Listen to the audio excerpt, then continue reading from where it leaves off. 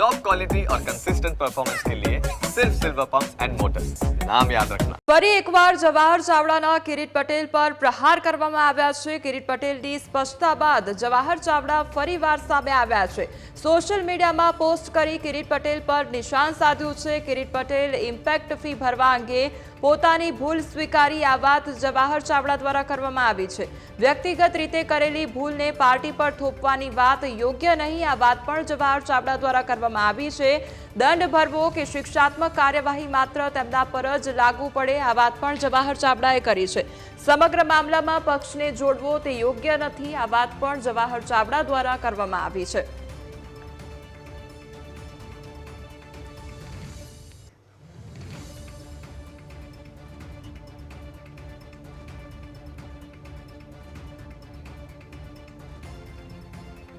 તો જવાહર ચાવડા દ્વારા એક બાદ એક કટાક્ષ કરવામાં આવી રહ્યા છે અને ફરી એકવાર તેમના દ્વારા લેટર બોમ્બ મૂકવામાં આવ્યો છે અને ફરી એકવાર કિરીટ પટેલ પર અનેક આક્ષેપ લગાવવામાં આવ્યા છે અને સીધો જ તેનો જવાબ પણ આપવામાં આવ્યો છે। તેમના દ્વારા શું ઉલ્લેખ કરવામાં આવ્યો છે ઇન્ટરેક્ટિવ વોલના માધ્યમથી સમજીશું અને શું લખવામાં આવ્યું છે તે પણ આપણે જાણી લઈએ કે સૌથી પહેલા તેમના દ્વારા લખવામાં આવ્યું છે કે મારા ભાજપ કાર્યાલય સંબંધિત પત્રના જવાબમાં શ્રી કિરીટભાઈ પટેલે સ્પષ્ટતા કરતા ઇમ્પેક્ટ ફી ભરવાનો સ્વીકાર કરી અને પોતાની ભૂલ કબૂલી છે। કિરીટ પટેલ દ્વારા જે ભૂલ કબૂલવામાં આવી છે તેનો ઉલ્લેખ કરવામાં આવ્યો છે। આ સાથે વ્યક્તિગત તુમાખી અને આડંબરમાં કરેલ ભૂલ પાર્ટી પર થોપવાની પેરવી સ્વીકાર્ય નથી, આ વાતનો ઉલ્લેખ પણ કરવામાં આવ્યો છે।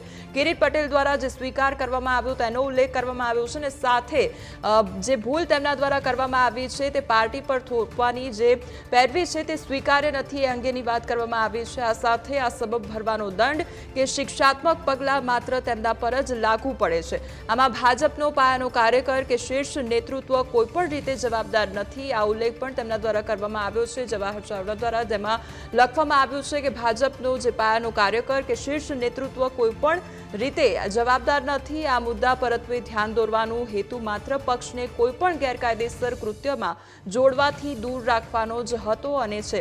આ ઉલ્લેખ તેમાં કરવામાં આવ્યો છે કે આમાં જે પાર્ટી છે તેને જોડવાથી દૂર રાખવાનો અને પાર્ટીનો આમાં કોઈ પણ રીતે સમાવેશ ન થાય તે ધ્યાન પણ આમાં દોરવામાં આવ્યું છે।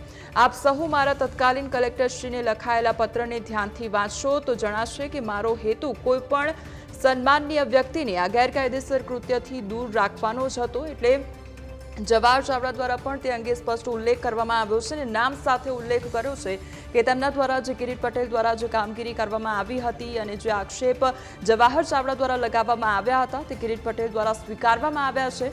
અને આ સાથે સાથે તેમણે પાર્ટીને લઈને પણ ઉલ્લેખ કર્યો છે કે આમાં પાર્ટી કોઈ રીતે પાર્ટીનું નામ ન જોડાય અને પાર્ટીને ઠેસ ન પહોંચે તેનો પણ ઉલ્લેખ આ પત્રમાં કરવામાં આવ્યો છે।